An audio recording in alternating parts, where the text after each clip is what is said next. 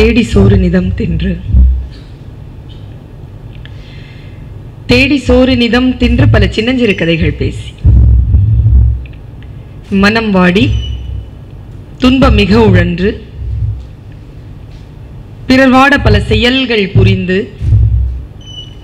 நரை கூடி கிழப்பருவம் எய்தி கொடுங்கூற்றுக்கு இறை என பின் மாயும் பல வேடிக்கை மனிதரை போலே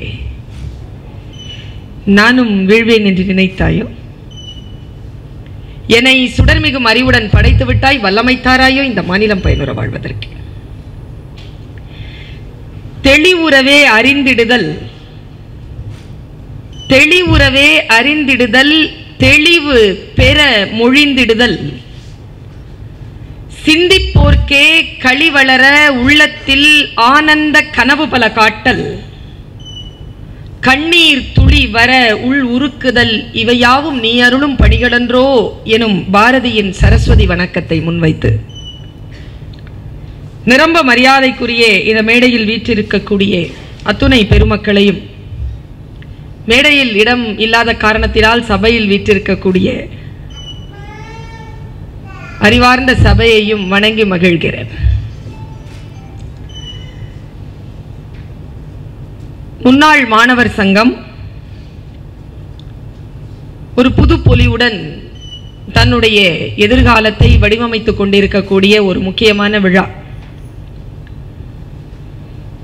எனக்கு முன்னால் பேசிய பேராசிரியர் முனைவர் கருணாகரன் அவர்கள் மனம் கொள்ளும் விதமாக சில விஷயங்களை பேசினார்கள்.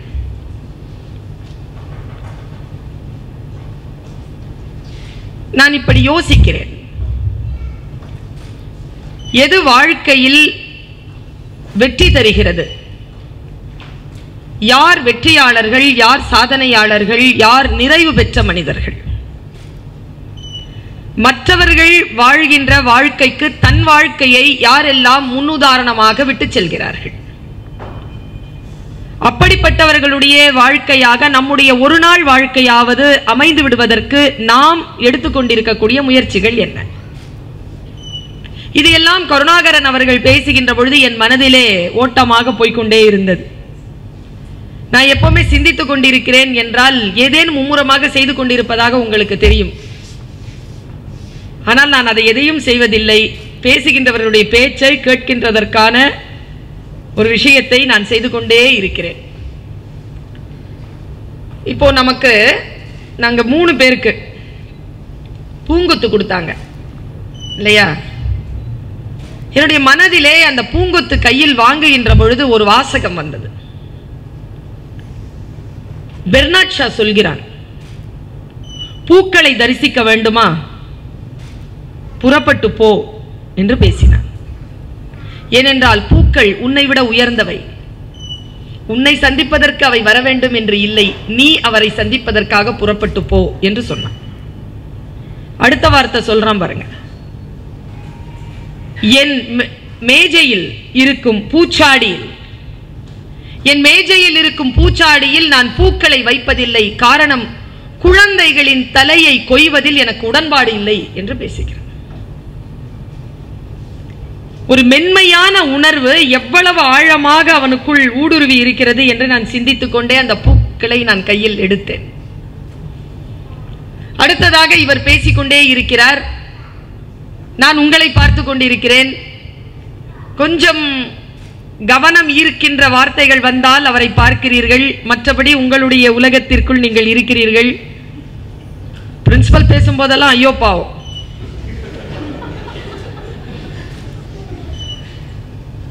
அந்த வினாடியில் யார் ஒருவர் முழுமையாக இருக்கிறார்களோ அவர்கள் தான் வெற்றியாளர்கள். ஏனென்றால் நம்முடைய வாழ்க்கையை மாற்றி போடக்கூடிய ஏதோ ஒரு சிந்தனை யாருடைய உதடுகளிலோ ஒளிந்து கொண்டிருக்கிறது. அந்த சொல் நம்மை வந்து சேர்கின்ற பொழுது நம் கவனம் வேறு எங்கோ இருக்கின்ற பொழுது இறைவனுடைய ஆசீர்வாதம் இன்னும் நமக்கு கிடைக்கவில்லை என்று பொருள். நேரத்தை பற்றி சொன்னார். டைம் இப்பதான் உள்ள வந்த மாதிரி இருக்கு, காலேஜ்குள்ள வந்த மாதிரி இருக்கு. அப்ளிகேஷன் அப்பா வாங்கி கொடுக்கிறார், அவர் ஃபில்அப் பண்றதா நாம ஃபில்அப் பண்றதான்னு தெரியல. ஏதோ ஒன்று நடக்குது. அப்பா வந்து ஃபீஸ் கட்டினார், பார்த்து எல்லாத்தையும் பயந்தோம். இதோ இப்போதான் நடந்த மாதிரி இருக்கு. அதற்குள்ள வந்து 1 வருஷம் முடிஞ்சது, 2 வருஷம் முடிஞ்சது. நம்மள அண்ணா அண்ணான்னு சொல்றதுக்கு இன்னொரு குரூப் வந்துருச்சு. இப்ப அங்கிருந்து துரத்தி விட்டுட்டாங்க. வேறொரு சூழலுக்கு வந்துட்டோம். ஒருத்தர் சொல்றார், இங்க ஒரு 10 வருஷத்துக்கு முன்னால, 7 வருஷத்துக்கு முன்னால, 5 வருஷத்துக்கு முன்னாலாம் படிச்சவங்க இங்க உட்கார், எவ்வளவு வலிச்சது இல்ல கொஞ்சம் நிமிஷத்துல. அது டைம். இந்த உலகத்தில் எது மிக மிக உயர்ந்தது என்று கேட்டால் டைம் என்று சொன்னார்கள். அந்த டைம் சொன்னதுக்கு காலம் பொன் போன்றது என்று சொன்னார் பேரறிஞர் அண்ணா. ஆனால் நான் அதை மறுக்கிறேன். பொன்னை இழந்தால் மறுபடியும் சம்பாதித்து விடலாம், காலத்தை இழந்தால் மறுபடியும் சம்பாதித்து விட முடியாது. காலம் பொன்னை விட மேலானதல்ல, காலம் உயிர் போன்றது, போனா வராது. எனக்கு ரொம்ப விருப்பமான ஒரு ப்ராவர்ப் இருக்கு. டைம் பத்தி நாம யோசிக்கணும் அப்படினாலே இந்த ஒரு ப்ராவர்ப் தான். You cannot step the river twice. You cannot step the river twice. எப்பொழுது நீ ஆற்றிலே கால் வைத்தாலும் உன் காலை நனைக்கக்கூடிய நீர் புதிய நீர் தானே தவிர அந்த நீரை மறுபடியும் உன் கால்கள் நனைத்து விடுவதற்கு வாய்ப்பே இல்லை என்பதுதான் வாழ்க்கை. டைம். குர்ஆனிலே இறைவன் சொல்லுகிறான், நான் காலமாக இருக்கிறேன், என்னை குறை சொல்லாதீர்கள். மகாபாரதம் போன்ற இதிகாசங்களை எழுதியது காலம் என்று சொல்கிறார்கள். காலம் எல்லோரையும் விட பெரியது, ரொம்ப பெருசு காலம், ரொம்ப பெருசு காலம். அப்படிங்கறத இன்றைக்கு இரவுக்கு நீங்க பெட்க்கு போறதுக்கு முன்னால புரிஞ்சுக்கணும்னா நான் சொல்ற ஒரே ஒரு வேலையை செய்யுங்க. ஒரு சின்ன கணக்கு போடுங்க, தனியா போடணும், கூட யாரும் இருக்கக்கூடாது. 365 நாளா ஒரு வருஷத்துக்கு ஒரு மனுஷன் எவ்வளவு வருஷத்துக்கு நல்ல தெம்பா வாழலாம்? இந்திய நாட்டு தட்பவெட்ப நிலை 65. உனக்கு என்ன நீ சொல்லுவ 60ன்னு, அவங்க சொல்றாங்க பாரு 65ன்னு. அதான் மேட்டர். 65ன்னு வச்சுக்கலாம். 365 into 65ன்னு போடுங்க. எனக்கு தெரிஞ்சு ஒரு 25,000 நாள் வரும்னு நினைக்கிறேன். இப்போ இருக்குதுல்ல 25, 30, 35, 40, 45, 50, 55, 60. இது எல்லாத்தையும் கழிச்சிங்கன்னா மீதி பயமா இருக்கும் பார்க்கறதுக்கு. அந்த நேரத்துல தூங்குற நேரம், நோய்வாய்ப்படுறது, இந்த மாதிரி டிராபிக்ல சிக்கிக்கிறது, மற்றவங்களோட பேசாம சண்டை போடுறது, டிவி பார்க்கறது, இந்த கொல்லிக்கட்டை ஒன்று இருக்குது கையில், அதை கொல்லிக்கட்டையோடையே இருக்கிறது, அதெல்லாம் பார்த்தீங்கன்னா வாழ்க்கை கழிச்சிங்கன்னு வச்சுக்கோங்களேன். இந்த சின்ன பிள்ளைகளுக்கே ஒரு 2000-3000 நாள் தான். பெரியவங்களுக்குலாம் ஒரு 200-300 இருக்கும். நிறைய பேருக்கு போனஸ்ல ஓடிட்டு இருக்கு. டைமே இல்லை பிள்ளைகளா, no time. My days are numbered but my steps are measured என்று சொன்னார் அண்ணா. நம்முடைய வாழ்க்கையை, நேரத்தை யார் ஒருவர் மிகச் சரியாக கால்குலேட் பண்ணிக்கிறோமோ, quality time, investment, expenditure, waste, எதை நாம் செய்கிறோம் என்பதுதான் இந்த உலகத்துல மிக மிக சுலபமானது பணம் சம்பாதிக்கிறதுங்க. ஏதோ அது ரொம்ப பெரிய கஷ்டமான காரியம், அதுக்கு பின்னால ஓடிட்டு இருக்கோம். எவ்வளவு சம்பாதிச்சாலும் நான் சொல்றேன் பாருங்க, டிவியில் சொல்லியிருக்கேன் ஒரு வாட்டி, இந்த டாலர் இருக்கு தெரியுமா, இன்னைக்கு அதுக்கெல்லாம் போட்டு வந்தேன். நடுவில் ஒரு ரத்தனம் இருக்கு. இது பேங்காக்ல எனக்கு சொல்லின் செல்வின்ற பட்டம் கொடுக்கும்போது கொடுத்தாங்க. அதை எடுத்துட்டு வந்து வீட்டில் வச்சிருந்தேன். நமக்கு புத்தி எப்படி போகும், நேரா போய் அது எவ்வளோ விலை அப்படின்னு சொல்லிட்டு பார்த்தேன். அது ஒரு அப்போவே வந்து ஒரு 6-7 வருஷத்துக்கு முன்னாலேயே வந்து ஒரு 16,000 ஏதோ சொன்னான். எங்க அம்மாட்ட வந்து சொன்னேன், என்னம்மா வித்துடலாமான்னு கேட்டேன். அம்மா சொன்னாங்க, எதுக்குப்பா, உனக்கு நல்ல இது சொல்லியிருக்காங்க, அதை நீ நகையா அதை பண்ணி வச்சுக்கோன்னு. 2.5 வருஷம் பேசி சம்பாதிச்ச காசை மொத்தமா சேர்த்து வச்சு பண்ணிக்கிட்டேன். டாலர் பண்ணிட்டு ஒரு 4 வருஷத்துக்கு முன்னால போட்டு வெளில வரேன். என் பையன் ஸ்கூல் படிக்கான். அம்மா லுக்கிங் சோ பியூட்டிஃபுல் அப்படின்னா தேங்க்ஸ் அப்படின்னா. இன்னும் ஆஃப்டர் 15-20 இயர்ஸ் ஸ்டைல் மாறவே மாறாதுமா, ஃப்ரெஷ்ஷாக யூஸ் பண்ணலாம், சூப்பர் அப்படின்ட்டு போயிட்டான். நான் வண்டி எடுத்துட்டு நேராக என் வேலைக்கு கிளம்பிட்டேன். கிளம்பும்போது ஒரு சிக்னலில் நிற்கிறேன். இந்த மாதிரி ஏதாவது ஒன்று கிடைக்குதா கண்லான்னு ஏதாவது படிக்கிறதுக்கு பார்த்துட்டு இருப்பேன். அப்படி குட் ஷெப்பர்ட் காலேஜ் ஸ்கூலுக்கு பேக் சைடில் எழுதி போட்டிருந்தாங்க. கடவுள் கையெழுத்து போட்டிருக்காரு அந்த பொன்மொழிக்கு. என்ன பொன்மொழி தெரியுமா? திக்குன்னு இருந்துச்சுங்க எனக்கு. திரும்பி வந்துட்டேன், நான் வேலைக்கு போல. நீ அநியாயமாக சேர்த்து வைத்திருப்பதை அனுபவிப்பதற்கு என் ஆசீர்வாதம் கொண்ட ஒருவன் வருவான்.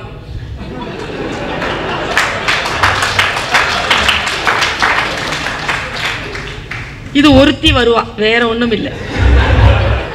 அதைத்தான் அவன் சொல்லிட்டு போறான். ஆஃப்டர் 20-15 இயர்ஸ் ஸ்டைலே மாறாதுமா, ஃப்ரெஷ்ஷா யூஸ் பண்ணிக்கலாங்கிறான். யாருக்குங்கிறது நீங்க பாத்துக்க.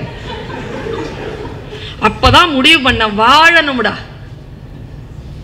பயன் பெறுகின்ற அளவுக்கு, அடுத்தவர்களுக்கு நன்மை தருகின்ற அளவுக்கு சுகாதாரமாகவும் சுத்தமாகவும் நேர்மையாகவும் சத்தியமாகவும் விழிப்புணர்வாகவும் அந்த வினாடி வாழ்ந்துட்டு போயிடும். சும்மா குப்பைகளை சேர்த்து வைத்துக் கொள்வதன் மூலமாகவோ ஏதோ முன்னேறுகிறேன் என்கின்ற பெயரிலே வாழ்க்கையை தவற விடுபவளாகவோ அல்லது ஏதோ ஒன்றை பின்னால் ஓடி களைத்து அதை கிடைக்காமல் வாழ்க்கையில் நொந்து போய் கீழே கிடைக்கின்றவளாகவோ இருந்துவிடக் கூடாது என்று நான் முடிவு பண்ண வினாடி எனக்கு ஒரு சொல் வந்து சேர்ந்த வினாடி. நம்மை சில சொற்கள் வந்து சேர்கிறது. நான் எப்பவுமே உங்களுக்கு சொல்றேன், அடிஷனல் விஷயம் அப்படின்னு ஒரு விஷயத்தை உங்களுடைய அபிஷியல் லைஃப்ல, ப்ரொஃபஷனல் லைஃப்ல வச்சுக்கோங்க. அடிஷனல், ஒரு அடிஷனல் இன்கம், ஒரு அடிஷனல் டேலண்ட், ஒரு அடிஷனலான ஒரு விஷயம் எப்பவுமே உங்களுக்கு வந்து சேஃப்டி. அதனால்தான் அவர் சொன்னாரு, அந்த இன்டர்டிசிப்ளினரி அப்படிங்கிற ஒரு வார்த்தையை பயன்படுத்தினார். ஒரு டிபார்ட்மெண்ட்ல இருக்கும் பொழுது இன்னொரு டிபார்ட்மெண்ட்டை தெரிஞ்சு வச்சுக்கிறது. உங்களுக்கான நேரத்தை நீங்கள் வேறு விதத்திலே செலவழிப்பதற்கான சூழலை உருவாக்குகின்ற பொழுது அதனால் மிகப்பெரிய பலன் கிடைக்கும். நான் சொல்றேன், இன்னைக்கு இப்ப நான் காலேஜ்க்கு வேலைக்கு போறேன். யூஜிசி பே எவ்வளவுன்னு சொல்லிட்டு கருணாகரன் சாருக்கு தெரியும்.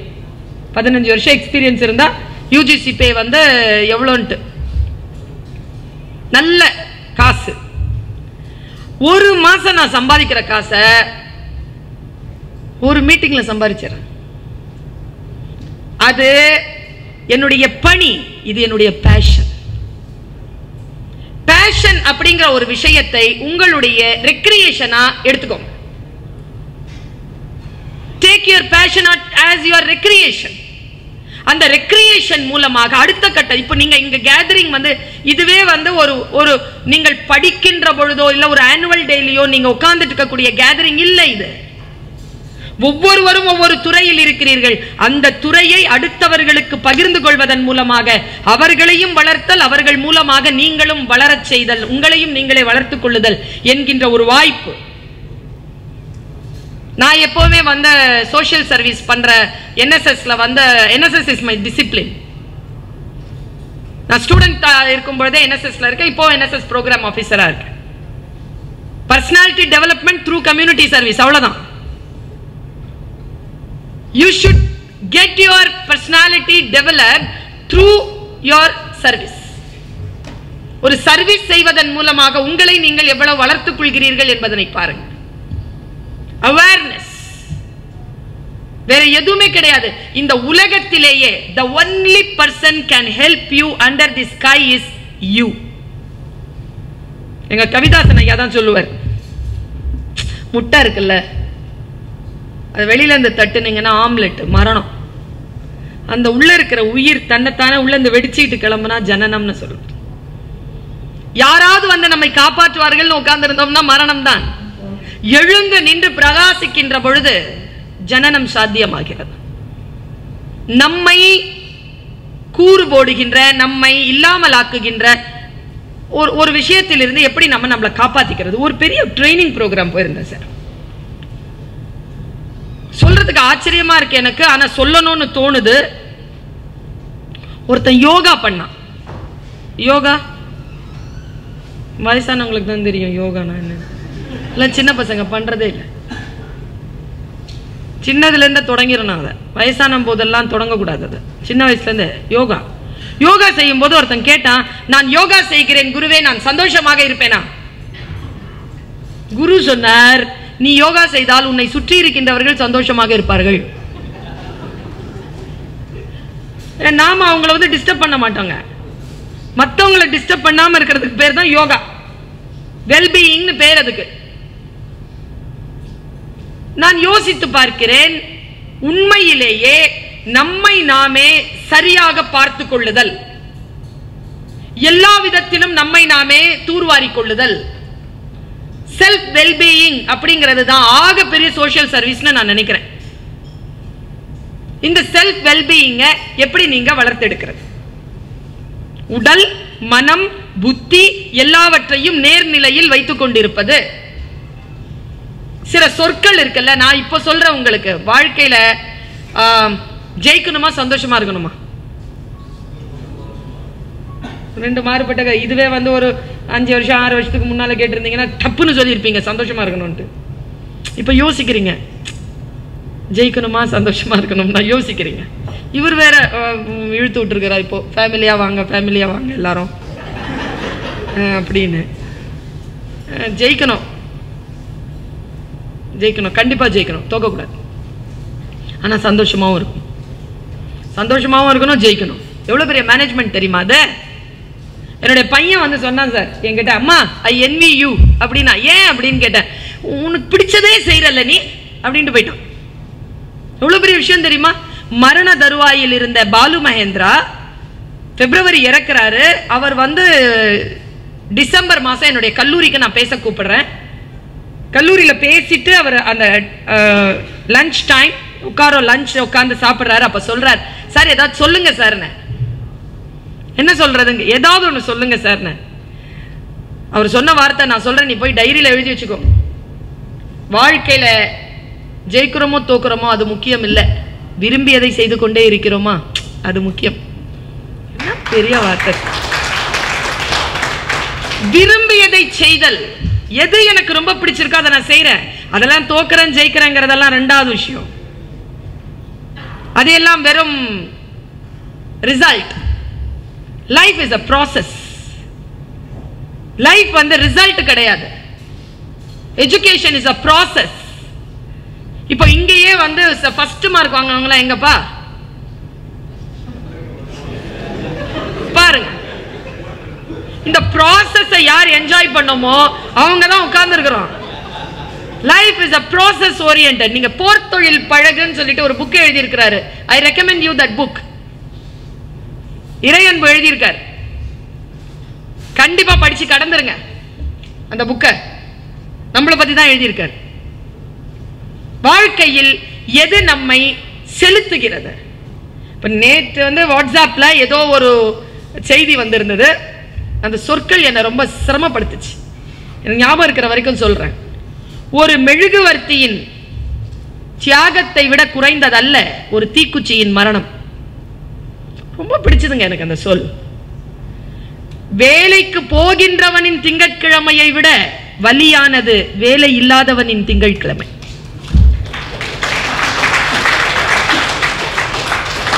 என்ன ஒரு மாதிரி பண்ணுது இந்த சொற்கள். இன்னொரு சினிமால கூட ஏதோ ஜோக்கர் படத்துல கூட வந்ததுன்னு நினைக்கிறேன். குப்பை போடுகிறவனை மரியாதைக்குரியவனாகவும் குப்பை எடுக்கின்றவனை மரியாதை குறைந்தவனாகவும் பார்க்கிறது இந்த உலகம். சொற்கள் பாருங்களேன் நம்மள எப்படி செலுத்துது. கோயிலுக்குள் இருக்கின்ற வரைக்கும் கடவுள், திருடு போனால் சிலை. இதுதானே யதார்த்தமான உண்மை. யதார்த்தமா நான் உங்களுக்கு சொல்லுகிறேன், ரசனையோடு இருங்கள் குழந்தைகள்.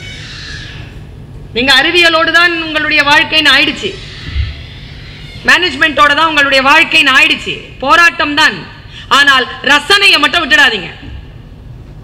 அவ்வளவு கொடுமையான வாழ்க்கையிலும் கூட பாரதி சொன்னான் இல்லையா, எத்தனை கோடி இன்பம் வைத்தாய் என் இறைவா. பசிங்க, சோறு இல்ல, வறுமை, அதுல கூட அவனால் ஒரு சின்ன பூ மலர்ந்தாலோ ஒரு குழந்தையை பார்த்தாலோ உலகத்திலே ரொம்ப அழகானது எது தெரியும்? ஒரு குழந்தையின் தும்மல். ஒரு குழந்தை தும்மிரட்டும், அது ஒரு வினாடி பாருங்க, இருக்கிற எல்லா கோப தாபங்கள் எல்லாம் போயிடும். யார் வீட்டு குழந்தை கூட இருக்கலாம், பிடிக்காதவனுடைய குழந்தையா கூட இருக்கலாம். ஒரு சிறிய மனதை ரசனைக்குரியவராக மாற்றுவது, மனம் ரசனைக்குரியவதாக இருக்கின்ற பட்சத்திலே நமக்கு சிரமங்கள் அவ்வளவு சுலபமாக நம்மை நோய்வாய்ப்படுத்தாது. நாம ரசிக்கிறதே இல்லைங்க. வாழ்க்கை எங்க ரசிக்கிறோம்? சமீபத்தில் ஒரு சொல் படித்தேன், ரொம்ப பிடிச்சது அந்த சொல். ஒரு சபையில சொன்ன, சபை ஒரு மாதிரி உட்கார்ந்து இருந்தது. சொன்ன உடனே ஒரு 2-3 வினாடிகள் கழித்து அப்படி ஒரு சின்ன ஒரு அசைவு தெரிஞ்சது. அதை விட பெரிய அங்கீகாரம் இதுவரைக்கும் நான் பெற்றதில்லை. அந்த கவிதையை சொல்றேன் பாருங்க. ரோஜாவை விற்றுவிட்டு அதை விட சிறப்பானதாக எதை வாங்கிவிட முடியும்? ரொம்ப ஆழமா யோசிச்சோன்னு வச்சுக்கோங்களேன், மனசு ஒரு மாதிரி ஆயிரும். ஒரு முழம் மல்லிப்பூ வெளியில இப்போ 5 ரூபாய்க்குலாம் கிடைக்குது. அதை விட மேலானது உன் வீட்டு செடியில் பூத்த ஒற்றைப்பூ. உனக்குன்னே உன்னுடைய தண்ணீரை வாங்கி கொண்டு, உன்னுடைய எருவை வாங்கி கொண்டு உன் வீட்டு வாசலில் பூக்கின்ற அந்த ஒற்றைப்பூ எவ்வளவோ உன் வாசலில் காத்திருக்கிறது. ஆனா நீ தான் கண்டுக்காம கடந்து போய்கிட்டே இருக்கிற. பெட்ரோலுடைய புகையை ஊதிவிட்டு ஒரு வினாடி நின்று வாழ்க்கையை ரசித்தல். யார் சொன்னாலும் அது விளங்காதுங்க. யார் சொன்னாலும் எந்த விஷயமும் யார் வேணாலும் சொல்லலாம்ன்றது இல்ல. சில விஷயத்தை சில பேர் தான் சொல்லணும். இல்ல உங்களுக்கு உடன்பாடு இருக்கா? இல்ல எந்த விஷயத்தையும் யார் வேணாலும் சொல்லிக்கலாமா? இப்போ நான் சொல்றதுன்னா உனக்கு தெரியாதா? எதுக்கு என்ன கூப்பிடுறது எவ்வளவு பாடு தெரியுமா? கூப்பிட்ட உங்களுக்கு தான் தெரியும், வருங்காலத்தில் உங்களுக்கும் தெரியும்.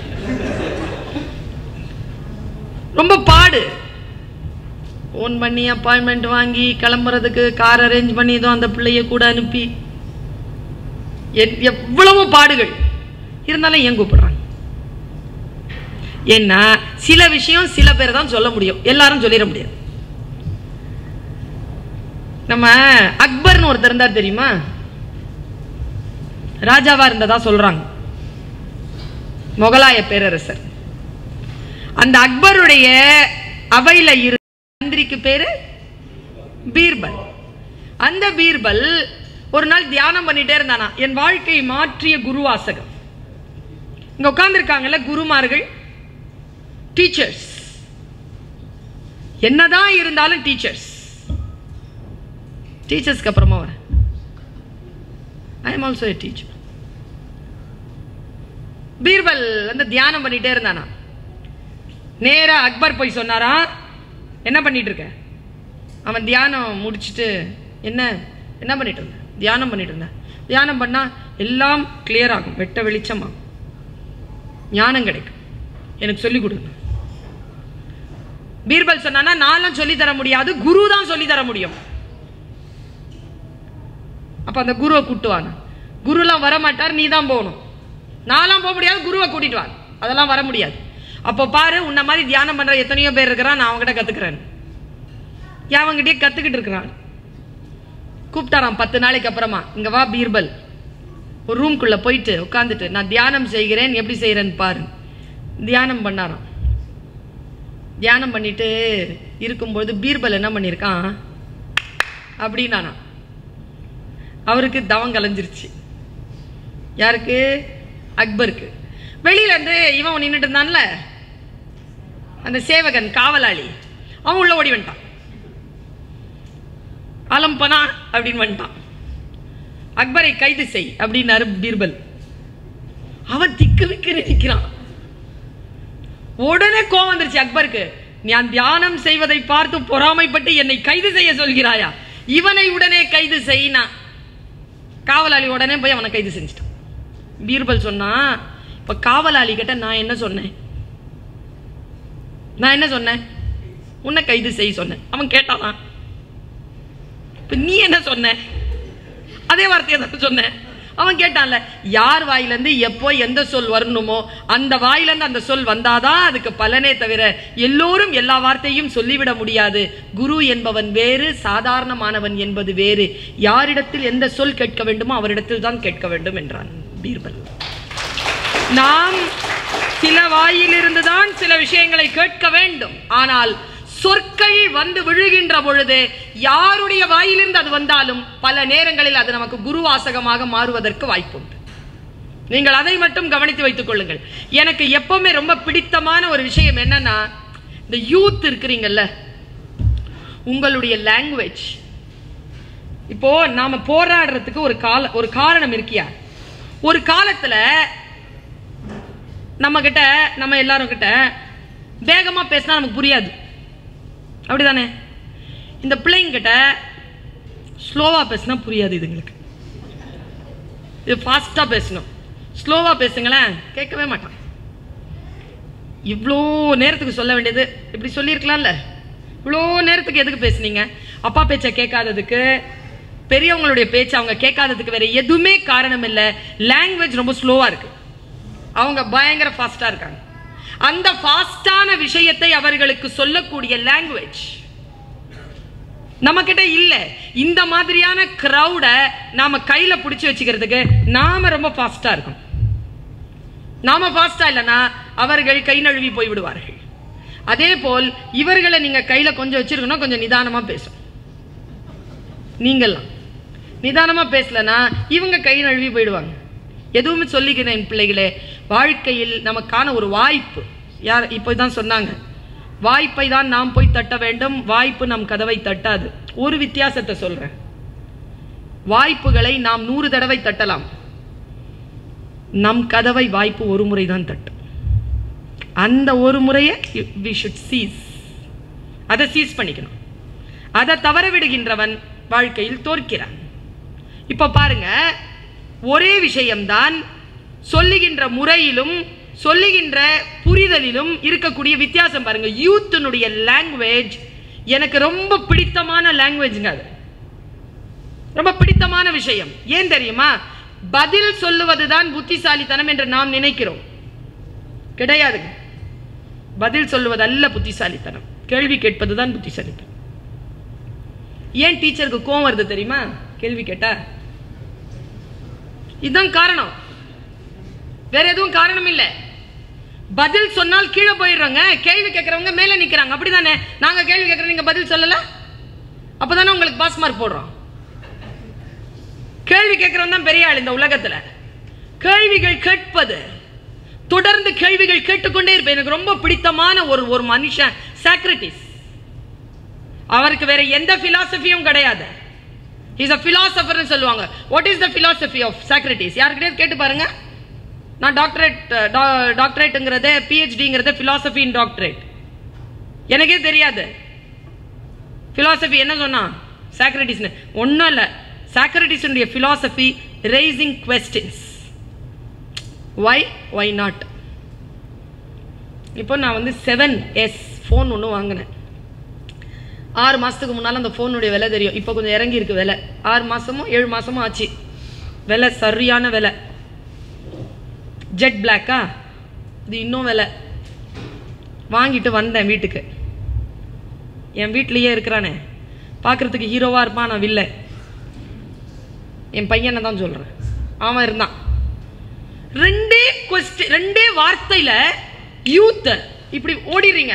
உங்களை சொல்லல, உங்களை விட கீழ்நிலையில இருக்காங்க பாருங்க, உங்களை விட ஒரு 5-6 வயசு கீழ்நிலையில இருக்காங்க பாருங்க. அவங்கள நீங்க சமாளிக்கிறது பெரிய கஷ்டம். உங்க லாங்குவேஜ் அவங்களுக்கு புரியாது, உங்களை தட்டி விட்டுட்டு போயிட்டே இருப்பாங்க. அவன் 2 வார்த்தை வச்சிருக்கிறான். why not, so what, 2 விஷயம் வச்சிருக்காங்க. எல்லாத்தையும் சாதிச்சுக்கிறான் அந்த 2 சொல்லல. phone for me அப்படின்னா 7C 128 GB, so what, 78,000 ரூபாய் டான, why not, உனக்கான்னு கேட்டா கேட்கறான் why not. 78,000 ரூபாய் போனை நான் வச்சுக்க முடியாதாங்கிறான். என்ன சொல்றது? நான் ஒன்னே ஒன்று சொன்னேன், இங்க பார் தரமாட்டேன், உனக்கு கிடையாது, நான் சொல்ற பேச்சு தான் நீ கேட்கணும். எது வரைக்கும்? நான் சம்பாரிச்சு உன்னை பார்த்துக்கிற வரைக்கும் நான் சொல்றது தான். நீ சம்பாதிச்சு என்னை பார்த்துக்கிறல்ல, அப்போ நீ சொல்றது தான். அது லைஃப்ல வரப்போறது இல்லை. நீ சம்பாதிச்சு உன்னை தான் பார்த்துக்குவியே தவிர மாவனே நான் சாவர வரைக்கும் என்ன தானே பார்த்துக்கிட்டு இருப்பேன். உன் கையாலெல்லாம் நான் பார்த்துக்க மாட்டேன். என் கையால நீ இதுதான் ஜெனரேஷனுக்கான கேப். அவன் என்ன சொல்றான்? நீ 1000 தான் இருந்தாலும் நான் சொல்வதை கேள்.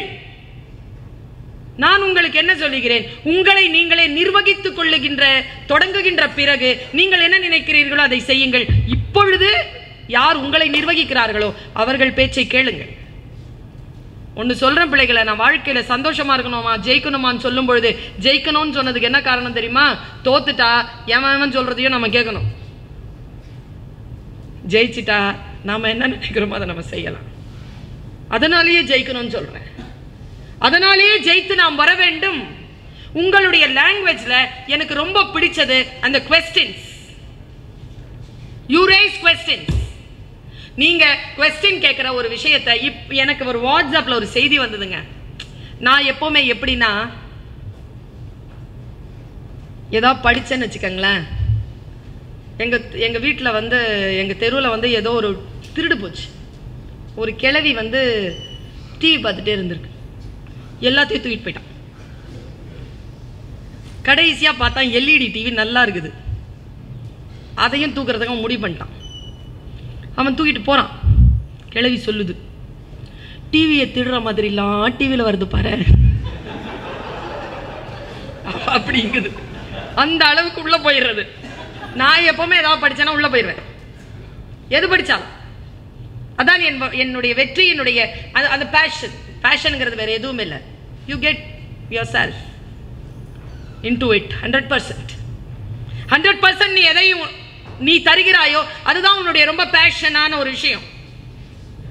நான் என்ன செய்கிறேன், ஒரு விஷயத்தை வாசிக்கிற, என்னுடைய வீடு வந்து ராயப்பேட்டை. எத்தனை பேர் இங்க சென்னை வாசிகள்னு எனக்கு தெரியல. இப்போ சென்னை வாசிகளா இருக்கிறீங்க எல்லாருமே. ராயப்பேட்டைக்கு பக்கத்துல இருக்கிறது பாரதியாருடைய வீடு. என் வீட்டில இருந்து 150 அடி நடந்து போனா பாரதியாருடைய வீடு. பாரதியாருடைய எந்த பாட்டை படிச்சாலும் மனசு சரியில்லைன்னா நேரம் அங்க போயிடுவேன். இப்போ அந்த வீட்டில் உட்காந்துருவேன். கொஞ்சம் நேரம் அப்படியே இருந்துட்டு அப்புறம் வெளியில கிளம்பி வருவேன். அப்படி நிறைய ஆசை எனக்கு. நான் படிக்கின்ற இடங்களுக்கு நான் போகணும்ட்டு. அந்த மாதிரி நான் படிக்கின்ற இடங்களுக்கு போகணும்னு விருப்பப்பட்ட ஒரு இடம் பிரான்ஸ், பாரிஸ். இந்த Versailles park, palace, Louvre museum, Notre Dame, Seine நதிக்கரை. ரொம்ப ஆழமான ஈடுபாடு. எது ரொம்ப ஆழமான ஈடுபாடோட இருக்கிறோமோ அது நம்மை வந்து சேரும், அல்லது நாம அங்க போயிடுவோம். அந்த ஈடுபாட்டினுடைய தீவிரத்தன்மையை பொறுத்து. அந்த மாதிரி உங்க வயசுல ஒருத்தன் மகாபாரதம் படிச்சிருக்கான். அவன் நேரா குருஷேத்திரம் போய் உட்காந்துட்டான். அவன் பேர் வருண். உங்க வயசு இருக்கும். போய் உட்காந்துட்டு அந்த மண்ணை தடவி பார்த்துட்டே இருந்தானா. எனக்கு புதிய டைமென்ஷன் கிடைச்ச ஒரு இடங்க. டீச்சர்ஸ் நான் சொல்றேங்க, நாம் கற்ற கல்விதான் ஞானம் என்று நாம் நினைக்கிறோம். நம்மிடத்தில் பாடம் படிக்க வருகின்ற குழந்தைகள் நமக்கு குருமார்களாக மாறுகிறார். பல விஷயங்களை அவர்கள் அடுத்தடுத்த கட்டத்திற்கு உயர்கின்ற பொழுது நாம் ஏதோ ஒரு இடத்தில் நின்று விட்டோமோ, அவர்கள் வளர்ந்து கொண்டே இருக்கிறார்கள் என்று பார்க்கின்ற பொழுது நாம் அவர்களுக்கு கீழே போகின்ற சூழல் வருகிறது. நான் ஒரு ஆசிரியராக பல நிலைகளில் அப்படி உணர்ந்திருக்கிறேன். அவன் போயிருக்கிறான் வருண். அவன் கீழே அப்படி தடவி பார்த்தானா அந்த நிலத்தை. ஒரு காவி உடை அடிந்த ஒருத்தர் வந்தாராம். வந்து சொன்னாரா, என்ன பண்ற?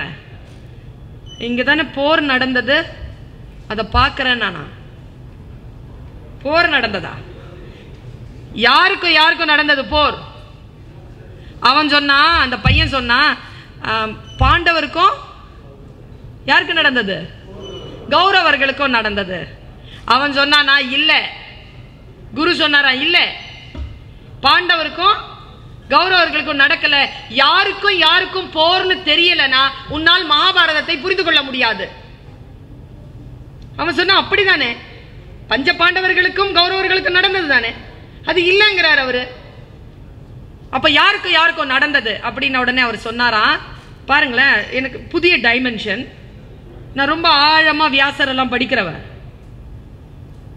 இல்லையா. பஞ்ச புலன்கள் இருக்குல்ல, ஐம்புலன்கள், அதுக்கும் 100 இச்சைகள், 100 இச்சைகளுக்கும் நடந்த போர் தான் மகாபாரதமா. பாருங்களேன், இப்போ இந்த ஐம்புலன்கள் இருக்குல்ல, the maximum, the beautiful phenomena under the sky is your body. Wonderful phenomena, wonderful phenomena. எனக்கு ஆச்சரியமான ஆச்சரியம், இந்த உலகத்துல எப்பொழுதுமே மருத்துவம் தோற்கவே தோற்காது என்பதற்கு ஒரே ஒரு வரம் எது தெரியுமா? இந்த உடல். அது எப்படிங்க மருத்துவம் தோற்காதுன்றதுக்கும் இந்த உடலுக்கும் என்னங்க தொடர்பு? அப்படின்னா இந்த உலகத்துல மொத்தம் எத்தனை கோடி மக்கள் இருக்காங்க? 700 crore. 700 கோடி பேருக்கும் உடம்பு ஒரே மாதிரி தான். இந்த இடத்துல அறுத்தா இந்த நரம்பு இருக்கும்னா உனக்கும் அறுத்தாலும் அங்கதான் இருக்கும். பெரிய விஷயங்க இது. இதுதான் it's a miracle. Body is a rare phenomena. கண்ணு காது என்ன வித்தியாசம் சொல்லுங்க? கண்ணுக்கு மூடி இருக்கு, காதுக்கு மூடி இல்லை. வாய்க்கு மூடி இருக்கு, மூக்குக்கு இல்லை. உடம்புக்கு மூடி இல்லை. பாருங்களேன், கண்ணுக்கும் காதுக்கும் இருக்கக்கூடிய வித்தியாசம் அந்த குரு சொல்றார். கண்ணுக்கும் காதுக்கும் இருக்கிற வித்தியாசம் வந்து கண் சென்று பற்றும், போய் பார்க்குமா கண்ணு, காது வந்து விழும். போய் பற்றுவதற்கு மூடி உண்டு, வந்து விழறதுக்கு மூடி இல்லை. அது உன் கண்ட்ரோல்ல இல்ல. உன் கண்ட்ரோல்ல எது இருக்கோ அதான் உன் கண்ட்ரோல்ல இருக்கு. சொல்லிட்டு இந்த 5 புலன்களுக்கும் கௌரவர்களுக்கும் நடந்ததுதான். பையன் உங்களை மாதிரி புத்திசாலி. He raised the question. Then who is Karna? 5 புலன்கள்னா பஞ்ச பாண்டவர்களா, இவன் 6வது ஆளாச்சே. அவர் குரு சொன்ன பதில் பாருங்க, அவர் தான் மனசாட்சியாம். அது எப்பவுமே இச்சைகள் பக்கம் தான் நிக்குமா. ஆனா நான் ஏன் அப்படி இருக்கிறேன்னு தெரியுமா அப்படின்ட்டு காரணத்தை சொல்லுமா. நான் ஏன் குடிக்கிறேன் தெரியுமா, நான் ஏன் கோமா கெட்ட வார்த்தை பேசுறேன் தெரியுமா அப்படின்ட்டு அது காரணங்களை சொல்லுமா. அதுக்கு பேர் தான் மனசாட்சியம். அதான் கர்ணனா. அடுத்து ஒரு கொஸ்டின் கேட்டான் பாருங்க. இப்போ இதை மட்டும் புரிஞ்சுக்கோங்க. நீங்க உள்ள வரும்போது வேறு, வெளியில போகும்போது வேற மாறிடுவீங்க. துரோணாச்சாரியார், கிருபாச்சாரியார், பீஷ்மாச்சாரியார் எல்லாம் வயசானதுங்க தானே, எல்லாம் above 80. அதுங்கெல்லாம் ஏன் இச்சை பக்கத்துல நின்னுச்சு? அப்படின்னா வயசாயிடுச்சுங்கிற காரணத்தாலேயே அவர்கள் எல்லாம் இச்சைகளை துறந்த ஞானிகளாக ஒருபோதும் அவர்களால் மாற முடியாது என்பதனை சொல்லுவதற்காகத்தான் வயதானவர்களை கொண்டு போய் அங்க நிறுத்தினானா. இதுல அடுத்த கேள்விதான் சூப்பர். அப்போ ஹூ இஸ் கிருஷ்ணா? அவரை ஏன் டிரைவரா வச்சார்? He's a driver இல்லையா? பார்த்த சாரதி. பார்த்தன்னா அர்ஜுனன், அர்ஜுனனுக்கு டிரைவர். He's a driver. ஏன் டிரைவரா வச்சானா, கடவுள் என்பவன் அறம் சார்ந்தவன். கடவுள் என்கின்ற அந்த கோட்பாட்டை உன் 5 புலன்களும் இச்சைக்கு பக்கத்தில் போக முடியாதபடிக்கு அதை கண்ட்ரோல் பண்ற டிரைவரா இந்த கிருஷ்ணனை வைத்துக் கொண்டால் இச்சைகளை ஜெயிக்கலாம் என்பதற்காக தான் கிருஷ்ணனை வச்சான்னு சொன்னான் பாருங்க. உங்க வயசு பையங்க மகாபாரதத்திற்கு கொடுத்த விளக்கம் இதுவரைக்கும் யாரும் கொடுக்காத விளக்கத்தை மகாபாரதத்திற்காக ஒரு இளைஞன் கொடுத்து விட்டு அப்படி போயிட்டான். 1000 பேர் வந்தாலும் இதை தாங்க முடியலையே. நான் சொல்றேன், உங்க எல்லோருக்குமான இன்றைக்கு இருக்கக்கூடிய மிகப்பெரிய பிரச்சனை என்ன தெரியுமா? You don't control yourself. யூத்துக்கு இருக்கிற பெரிய பிரச்சனை அது. கண்ட்ரோல் இல்லை. நமக்குள்ள நம்ம கண்ட்ரோலா இருக்கணுங்கிறதுக்கு ஒரே ஒரு காரணத்தை மட்டும் சொல்றேன். ஒரே ஒரு விஷயம், ரொம்ப பிடித்தமான விஷயம். எனக்கு கென்னடி ரொம்ப பிடிக்குங்க. Kennedy, John F Kennedy. அமெரிக்காவில் புஷ் இருக்கார்ல, புஷ் வந்து பிரசிடென்டா இருக்கும்போது ஸ்டேட் டிபார்ட்மெண்ட்ல இருக்கக்கூடிய ஒரு அழைப்பின் பேர்ல லீடர்ஷிப் ப்ரோக்ராம்க்கு 16 நாடுகள் கலந்து கொண்ட ஒரு மாநாட்டில் இந்தியாவின் சார்பில் நான் போயிருந்தேன். 2005ல் போயிருந்தேன் நான். It's a great experience. எனக்கு ஸ்டேட் டிபார்ட்மெண்ட் என்னை கூப்பிட்டு இருந்தது. அப்போதான் அந்த அந்த நாட்டினுடைய கலாச்சாரம் எல்லாத்தையும் நான் தெரிஞ்சுக்கிட்டேன். In and out, north east west south எல்லாமே 24 days ப்ரோக்ராம் இருந்தது. ஜாம்பியா, மெடகாஸ்கர், கேப்டவுன், சிங்கப்பூர், அவங்க நிறைய பேர் வந்திருந்தாங்க. 16 நாடுகள்லேருந்து வந்திருந்தாங்க. இந்தியாவில் நான் மட்டும் ரெப்ரசென்ட் பண்ணியிருந்தேன். அந்த அந்த அமெரிக்கா நாட்டினுடைய ஒழுக்கம் என்ன தெரியுமா? வேற எதுவும் இல்லைங்க, தனி மனித ஒழுக்கம்ங்க. அவன் என்ன தெரியுமா எதிர்பார்க்கிறான்? என்ன ஆட்சி செய்யறவன் ஒழுக்கமா இருக்கணும், நான் எப்படி வேணாலும் இருப்பேங்கிறான். நம்ம நாட்டில் அப்படியே மாற்றம் பாருங்க. நாமெல்லாம் ஒழுங்கா இருக்கணும், நம்மள ஆட்சி செய்யறவங்க எப்படி வேணாலும் இருக்கலாம். அங்க டாய்லெட்டுக்கு நம்ம போனோம்னு வச்சுக்கோங்களேன், ஒரு கட்டடம் கட்டி வச்சிருக்கான். அங்க போனா ஃப்ரீ, வெளியில போனா ஃபைன். நம்ம நாட்டில் உள்ள போனா ஃபைன், வெளியில போனா ஃப்ரீ. அவன் சாராயம்ல அத தனியார் கிட்ட வச்சிருக்கான், கல்வி கூடத்தை கவர்மெண்ட் வச்சிருக்கான். நம்ம ஊர்ல சாராய கடையை கவர்மெண்ட் வச்சிருக்கான், கல்வி கூடத்தை தனியார் வச்சிருக்கான். நம்ம நாட்டுக்கு அந்த நாட்டுக்குமான விசிபிளா நான் பார்த்த ஒரு விஷயம், எனக்கு ஜான் எஃப் கென்னடியே எல்லா விஷயங்களும் பிடிக்கும். என்ன மாதிரியே இன்னொருத்தனுக்கும் பிடிக்கணும்னு எனக்கு தெரியாது. அந்த ஆள் தான் கிளின்டன். அந்த கிளின்டனை பாருங்களேன், கென்னடி மாதிரியே நிப்பாரு, அந்த கோட் அப்படியே இருக்கும், அவர் நின்று பேசுறது மேடையில. கென்னடியை நல்லா பார்த்தவங்களுக்கு கிளின்டனை பார்த்தா தெரியும்.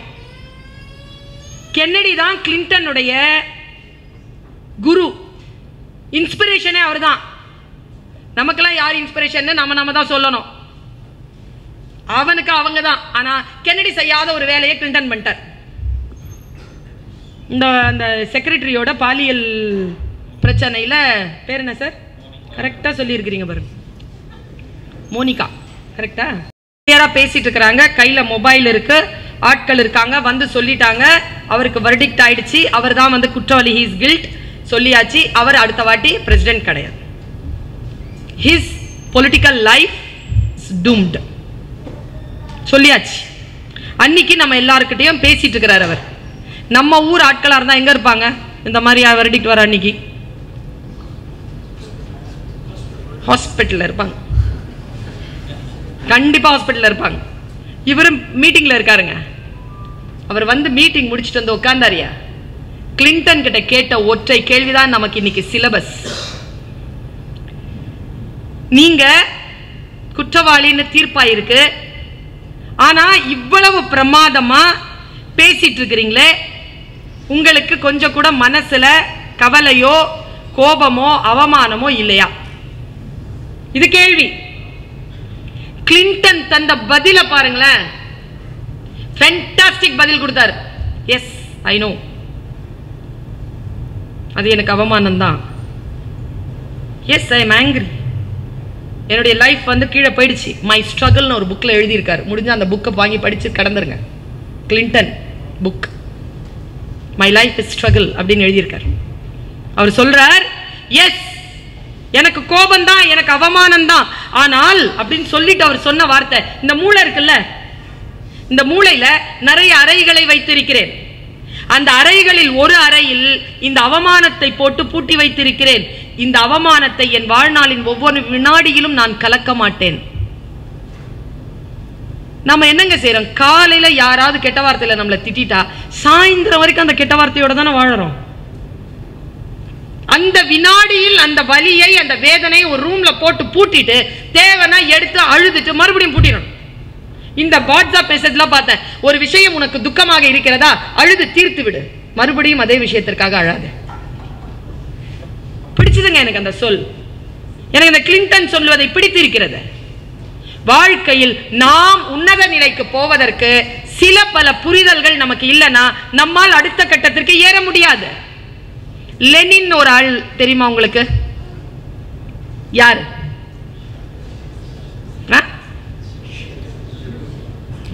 அந்த லெனின் இல்ல, இப்ப நம்மளோட வாழ்ந்துட்டு இருக்கிற ஒரு லெனின், எடிட்டர் லெனின் தெரியுமா? பி லெனின் வருமே, படத்தொகுப்பு பி லெனின், படத்தொகுப்பு B Lenin. He is a masterங்க. He is a master. எங்களுடைய ஆவணப்படத்துக்கு அவர் வந்து எடிட் பண்ணாருங்க. அவரை சந்திக்கிறதுக்காக நான் பிரசாத் ஸ்டுடியோ போறேன். நாங்க இப்படி நின்றுட்டு இருக்கோம், எங்களை கூப்பிட்டாரு, நாங்க போயிட்டோம். அவர் ஒரு மரத்தடியில் உட்காந்துருக்காரு. போயிட்டோம். நாங்க பின்னால எங்களுடைய தோழர் ஒருத்தர் ஒரு விஷயத்த சொல்றாரு, நீங்க வரத்துக்கு முன்னால ஒண்ணு நடந்ததுங்க இங்கன்னு. என்ன நடந்ததுன்னு கேட்டேன். அந்த மரத்தடியில தான் அவர் நின்றுட்டு இருந்தாரு. யாரு? உள்ள ஒரு படச்சுருள் இருந்தது, அதை அவர் திருப்பி அனுப்பிட்டாரு. என்ன திட்டுங்கிறீங்க அப்படின்னு. ஏன் திட்டுறாரு? என்ன? எடுத்துட்டு போயிடுங்க, நான் பண்ண மாட்டேன், எடுத்துட்டு போயிடுங்க அப்படின்னு சொல்றாரு. இல்ல சார், நீங்க பண்ணி கொடுக்கணும்னு அவர் அங்கேயே நிக்கிறாரு.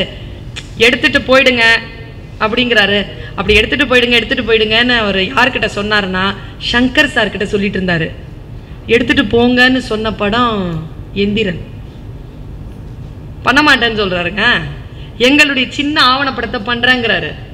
பெரிய விஷயங்களும் வேண்டாங்கிறாரு. பீம்சிங்குடைய பையன் அவரு, ஒரு பெரிய லெஜெண்ட் பீம்சிங், அவருடைய பையன். அவரை ஒரு நாள் எங்க காலேஜ்க்கு கூப்பிட்டு இருந்தேன். நான் என்ன சொல்றேன், இந்த மாதிரியான விழாக்களுக்கு உங்களை உற்சாகப்படுத்துகிற பேச்சாளர்கள் அப்படிங்கிற ஒரு புறம் இருக்க, ஒரு துறையில் வித்தகம் படைத்த அந்த அவர்களுக்கு பேசுவது ரொம்ப சுலபம், சாதாரணமா தான் பேசுவாங்க, ஆனா ஆழமான விஷயங்கள் பேசுவாங்க. அந்த மாதிரியான ஆட்களை கூப்பிடுங்க. அவங்க தன்னுடைய எக்ஸ்பீரியன்ஸை சொல்லட்டும். சில நேரங்கள்ல இந்த மாதிரி ஆர்ப்பாட்டமா பேச மாட்டாங்க, நமக்கு போர் அடிக்கிற மாதிரி இருக்கும். ஆனால் ரொம்ப கவனமான குழந்தைகள் அங்க அவயவங்களில் இருக்கும் ஆர்ப்பாட்டங்களை பார்க்காமல் என்ன சொல்லுகிறார்கள் என்பதிலே கவனம் வைப்பவர்களாக நீங்கள் மாறுகின்ற பொழுது கேளிக்கை அப்படிங்கிற ஒரு விஷயம் தமிழ்நாட்டில இருந்து ஒதுக்கப்படும். அறிவு சார்ந்த விஷயங்கள் வரும். லெனினை கூப்பிடுறேன் ஒரு நாள் எங்க காலேஜ்க்கு, லாங்குவேஜ் ஆஃப் சினிமா பேசுங்க பிள்ளைங்கிட்ட அப்படின்ட்டு. அவர் சொல்றாரு, சினிமாவுக்கு வந்து லாங்குவேஜ் இருக்கு, பட் கிராமர் கிடையாதுங்கிறாரு. அப்புறமா சொல்றாரு, இல்ல கிராமர் இருக்கு, லாங்குவேஜ் இல்லங்கிறாரு. மாற்றி மாற்றி அவருடைய விஷயங்களுக்கு அவர் சொன்ன அந்த பட்டியல் இருக்குல்ல, பிரமாதமான பட்டியல் அவர் முன்வைக்கிறார். எடிட்டர் தான் ஒரு படத்தினுடைய மிக முக்கியமான ஒரு கருத்தா யாருன்னா எடிட்டர் தான். அவர் வந்து லஞ்ச் டைம்ல நாங்க இந்த மாதிரி பூ கொடுக்க மாட்டோம், நாங்க ஃப்ரூட் பாஸ்கெட் கொடுப்போம். வெயில் நேரத்துக்கு ஃப்ரூட் பாஸ்கெட் நான் கொடுத்தேன். அவர் அதை வச்சுட்டு போயிட்டார். ஒரு ஜொல்லாம் போய் வச்சுக்கிட்டு கிடு கிடு கிடு கிடுன்னு ஓடிட்டாருங்க. வெளியில சாப்பிடவும் மாட்டேங்கிறாரு, வெளியில போயிட்டாரு. நாங்கெல்லாம் பிரியாணி போடுவோம் எஸ்ஐடி காலேஜ்ல. முஸ்லீம் பிரியாணினா அப்படி இருக்கும், தக தகன்னு. அவங்க போயிட்டாங்க, சாப்பிடல. அவர் நான் வெஜிடேரியன், சாப்பிட மாட்டார் போல இருக்கு, போயிட்டாரு. நான் ஓடுறேன் பின்னாலேயே. சார் நாங்க இதுல பாஸ்கெட் விட்டுட்டு வந்துட்டேங்க சார், ஒரு நிமிஷம் இருங்க சார், நான் வந்து கொடுக்குறேன் சார், ஒரு நிமிஷம் இருங்கன்ற. அவர் ஆட்டோல எதுலயோ போறாரு, ஆட்டோல போறாருங்க, நிக்கிறாரு. சரி பர்வீன் நானே வரேன் அப்படின்னாரு. சரி சார்னு கூட ஜொல்லாம் போய் வச்சுக்கிட்டு கூடவே நடந்து வர்றாரு. வெயில்ல நடந்து வந்து என்னுடைய கேபின் உள்ள டிபார்ட்மெண்ட்ல உட்கார சொன்னேன். உட்கார்ந்தாருங்க. அப்படியே பகிர்ந்துக்கிறேன் பிள்ளைகளா. அந்த எனக்கு அவர்கிட்ட இருந்து கிடைச்ச அந்த ஞானத்தை அப்படியே உனக்கு அப்படியே தள்ளி விட்டுறேன். கடவுளுடைய ஆசீர்வாதம் இருந்தா நான் ஒழுங்கா சொல்லுவேன், அதே ஆசீர்வாதம் உனக்கு இருந்தா கரெக்டா உனக்கு புரிஞ்சிடும். அவர் என்ன பண்ணார், வந்து இப்படி என்னுடைய கேபின்ல உட்கார்ந்தாருங்க. சாப்பிட ஏதாவது கிடைக்குமான்னு கேட்டார். ஐயோ சார், உடனே கேன்டீன்ல இருந்து நான்வெஜ் சாப்பிட மாட்டார், கேன்டீன்ல இருந்து ஏதோ ஒன்று கொண்டு வந்து சின்ன பிள்ளை மாதிரி சாப்பிட்டார். சாப்பிட்டுட்டு ரொம்ப சந்தோஷம் அப்படின்ட்டு இப்படி கையை வச்சுக்கிட்டு போக மாட்டேங்கிறார். போனவர் வந்து உட்காந்துட்டு அவருக்கு ஏதோ மூடு உட்காந்து பேசுறார். பேசிட்டு அவர் சொன்ன வார்த்தை, லெஜெண்ட் நான் என்ன பர்வீன் அப்படின்னாரு. எப்படி சார் சொல்றது? நீங்க சொல்லுங்க லெஜெண்ட் நான். Who is legend? Anybody? Sir? Who does not? What is that legend? Branda. Still in a particular. Skilled.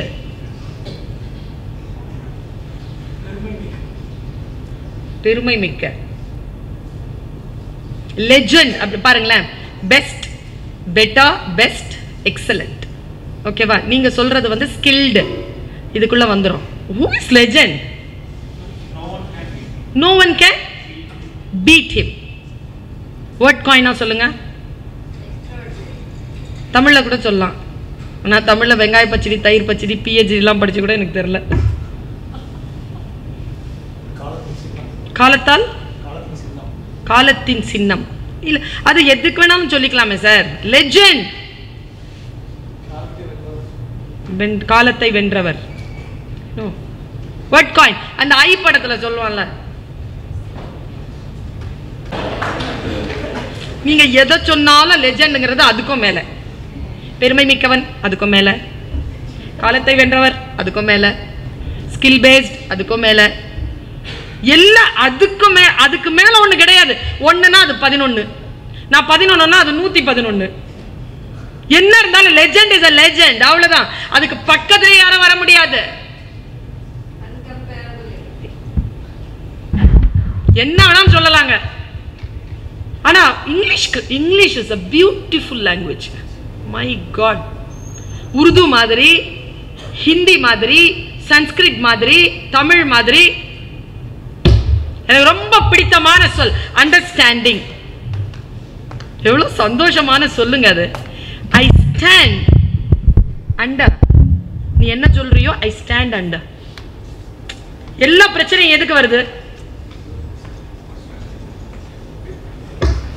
நான் எங்க வீட்டில் சொல்வேன், I understand, I don't accept,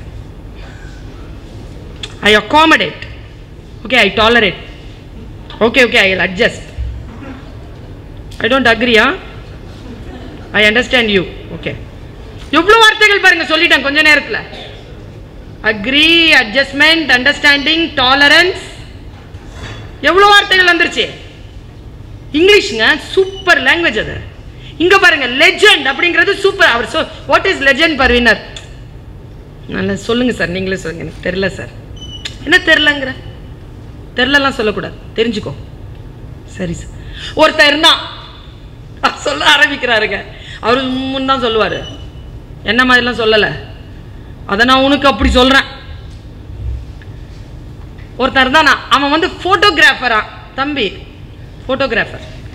யாரு போட்டோகிராஃபர் அப்படின்னா, நம்ம நான் சின்ன பிள்ளையா இருக்கும் பொழுது ஹாட் ஷாட் கேமரான்னு ஒன்று வரும். அதுல கோனிக்கால இருந்து 36 போட்ட ஒரு சுருள் போட்டு விட்டுருவானுங்க. அதை எடுத்துக்கிட்டு நான் கேம்புக்கு போயிடுவேன். பத்தாதுங்க, டப்பு டப்பு டப்பு டப்புன்னு அடிச்சிருவோம். ஒன்றும் இல்லை, எக்ஸாஸ்ட் ஆகிடும். ரொம்ப கவலையாக இருக்குங்க அது. இப்போ டிஜிட்டல் வந்ததுலேருந்து நமக்கு வந்து பிரச்சனை இல்லை. யார் நல்ல கேமராமேன் தெரியுமா? பார்த்ததெல்லாம் பிடிப்பவன் அல்ல, தன்னுடைய ஃப்ரேம்ல இதெல்லாம் வரக்கூடாது என்று எவன் கழிக்கிறானோ அவன் தான் போட்டோகிராஃபரா. சேர்த்துக்கிறவன் இல்லையா போட்டோகிராஃபர், கழிக்கிறவன் தான் போட்டோகிராஃபரா. ஒரு ஃப்ரேமை செட் பண்ணும்போது இதெல்லாம் வரக்கூடாதுன்னு இந்த எட்ஜ் எல்லாம் கட் பண்றவன் தான் போட்டோகிராஃபரா. அவர் சொல்றாரு ஒரு போட்டோகிராஃபர் இருந்தான், அவன் ரொம்ப பிரமாதமான போட்டோகிராஃபர். அவன் என்ன பண்ணா, எது படம் எடுத்தாலும் அந்த படம் வந்து இந்த பத்திரிகையில வந்து ஃப்ரண்ட் பேஜ்ல போடுவானா. அதனாலேயே அந்த பத்திரிகையை வாங்குவாங்களாம். வேர்ல்டு ஃபேமஸான ஜேர்னல். அதை பார்த்து ஒருத்தன் அவனுக்கு ஃபேன் ஆயிட்டான். ஃபேன் ஆயிட்டு அவனை டாக்குமெண்ட் பண்றதுக்காக அவனை தேடி திரிஞ்சிருக்காங்க. அவன் கிடைக்கலையாம். 3 மாசம் தேடி அலைஞ்சிருக்கான் அந்த போட்டோகிராஃபரை. க்ரூவோட போயிருக்கான். போனா 3 மாசம் கழிச்சு அவனுக்கு தெரியுது அவன் இந்த இடத்துல தான் இருக்கிறான்ட்டு.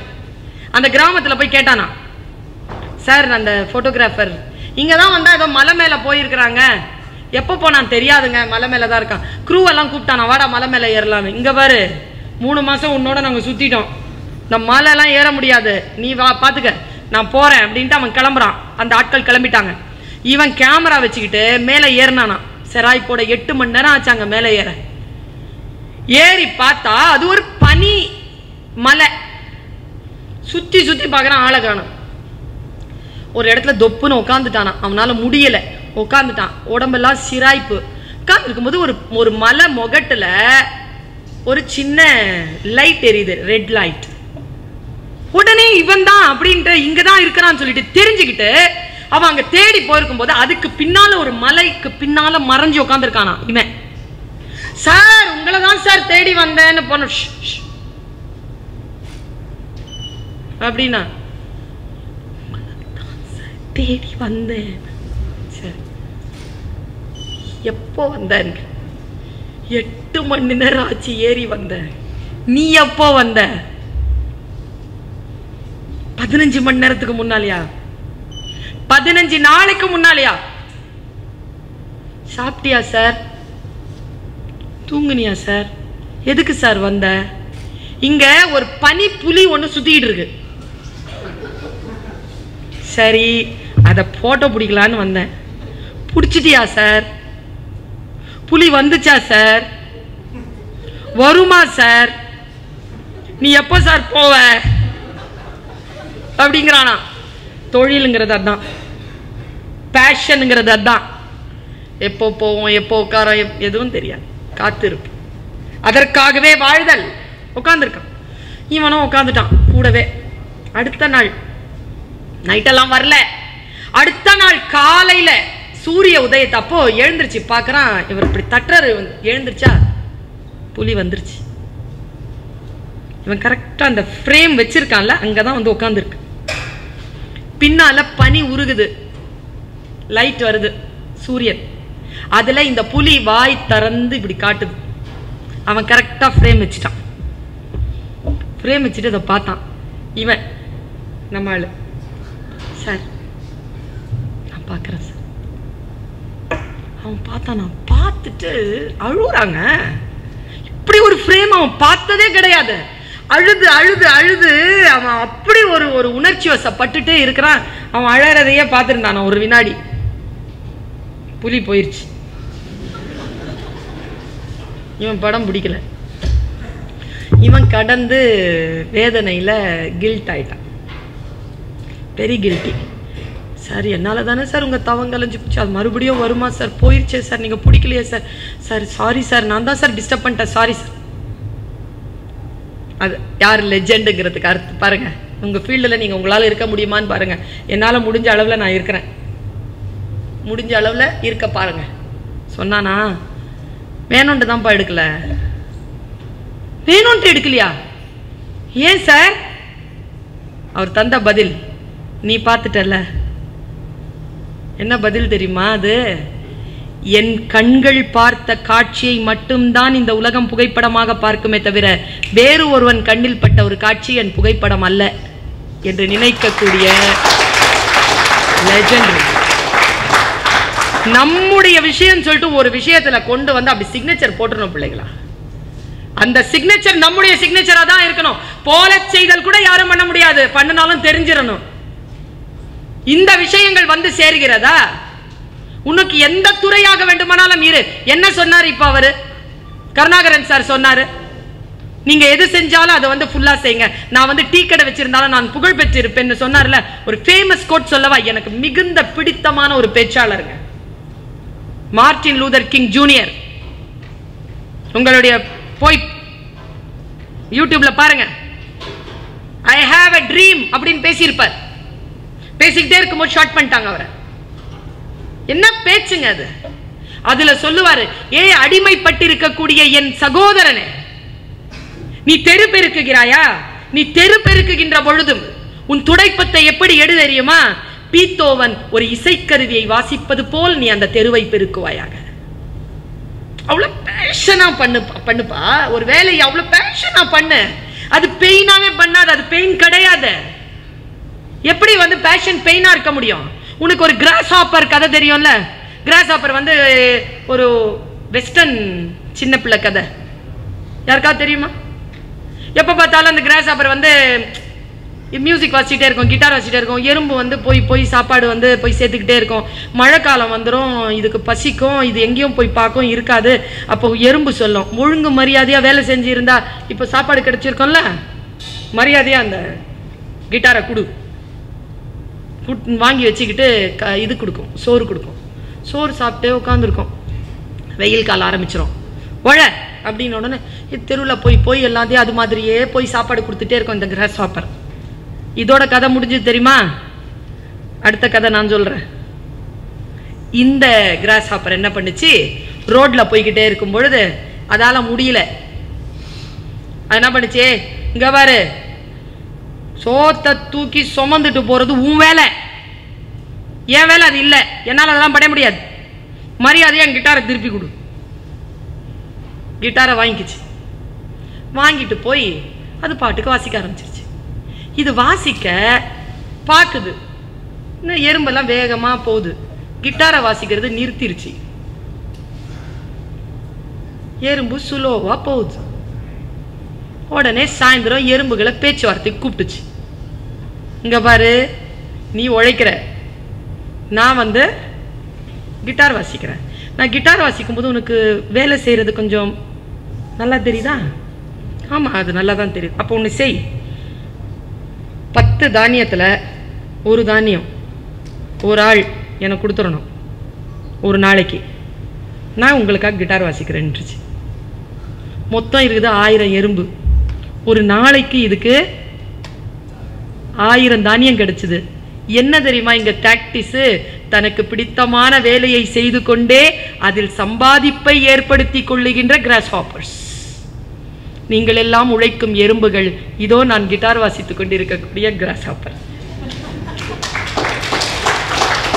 எது நமக்கு நிரம்ப பிடிக்கிறதோ அதை செய்து கொண்டு அதில் சம்பாதித்துக் கொள்ளுதல், அதில் மேலே வருதல். எவ்வளவு பெரிய மேனேஜ்மெண்ட் தெரியுமா? நமக்கு பல விஷயங்கள் எது தெரியல. நான் இதுவரைக்கும் சொல்ற, வீட்டுல போய் இன்னைக்கு 2வது முறையாக நீ யோசி, உண்மையில் உனக்கு ஆர்வம் இருக்கின்ற துறை எது என்று யோசி. Give time for that. அதை கண்டெடு, அதை கண்டுபிடி. உனக்குள் தான் அது இருக்கிறது, ஏதோ ஒன்று இருக்கிறது. அதில் நீ கேளிக்கையாக மட்டுமே அதை பயன்படுத்தி கொண்டிருக்கிறாய். தோனிக்கும் உனக்கும் இருக்கிற வித்தியாசமே அவ்வளவுதான். தோனி விளையாடுறா, நீ பாக்குற, நீயும் விளையாடலாம். தோனி சம்பாதிக்கிறா, நீ திட்டு வாங்குற. தோனி புகழ் பெறான், தோனி பயணம் போறான், நீ புலி முட்டை போய் ஒரே இடத்துல உட்காந்து நான் உன்னை பாக்குற. கிளம்புங்கிற, ஆடு, நின்று ஜெயித்தல், அதற்குள் போதல். பல நேரங்களில் நமக்கான விஷயங்கள் நமக்கு முன்னாலே இருக்கின்ற பொழுது பல நேரங்களில் நமக்கு அது புரிவதே இல்லை. அதை புரிந்து கொள்ள வேண்டும் என்கின்ற ஒரு விஷயத்தை சொல்லி நான் நிறைவு செய்கிறேன். எனக்கு ரொம்ப எப்பவுமே வாழ்க்கையை மாற்றி போடுவது என்பது சிந்தனை தான். சிந்தனை இல்லைன்னு வச்சுக்கோங்களேன், ரசனை இல்லைன்னு வச்சுக்கோங்களேன், லைஃப்ல ஒரு அளவுக்கு மேல போர் அடிச்சிடும் மேடம். மிகப்பெரிய விஷயம் எது அப்படின்னு பார்த்தா, 17 வயதிலிருந்து 25 வயசு வரைக்கும் என்ன பண்றீங்க? 25 வயசுக்கு மேல என்ன பண்ணணுமோ அதுக்கான பிளானிங் பண்றீங்க. சரி, அது பண்ணியாச்சு. அப்புறம் 45க்கு அப்புறமா என்ன பண்ண போறீங்க? 60க்கு அப்புறமா என்ன பண்ண போறீங்க? We don't have any plan. We don't have any plan.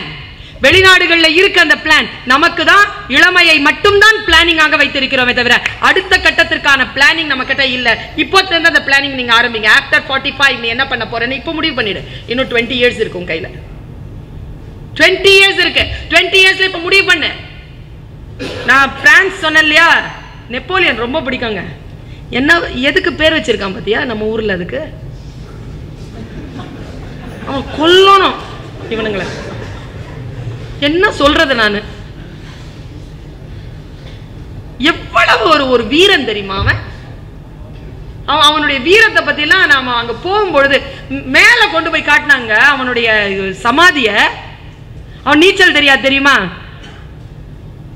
நீச்சல் தெரியாது. அவங்க கிட்ட கேட்டாங்களாம், உனக்கு நீச்சல் தெரியாது, நீ கத்துக்கலாமே. சனியன் சொன்ன பதில பாருங்க, நான் சுறாக்கள் இல்லாத ஆழ்கடலில் நீச்சல் பழகுவதில்லை. நீச்சலே தெரியாது, எங்க நீச்சல் பழகுவானா? என்னத்துக்கு சொராக்கு போற நீ? முதல்ல கடலுக்கு வா, அதுவும் ஆழ்கடல்ல. ஆழ்கடலே பயங்கரம், அதுல சொரா இருந்தாதான் அவன் நீச்சல் பழகுவான். என்ன ரிஸ்க் டேக்கிங் மேன் தெரியுமா அவன்? 9th ஸ்டாண்டர்ட் பாய் மாதிரி இருக்கிறாங்க, இத்தனோண்டு தான் இருக்கிறான், 4 அடி. அவனுடைய ட்ரெஸ் பார்த்தீங்கன்னா தெரியும், வெர்சாயில் பேலஸ்ல வச்சிருக்கான். மேலே கொண்டு போய் காட்டினாங்க. எப்படி செத்தான்னு கேட்டேன். பகைவர்களால் கொல்லப்பட்டான், இந்த நாட்டில் சாகல, அயல் நாட்டில் செத்தான். 100 வருஷம் கழிச்சு அவனுடைய அஸ்தியை கொண்டு வந்து இங்க புதைச்சிருக்கான், சீன் நதி கரையில.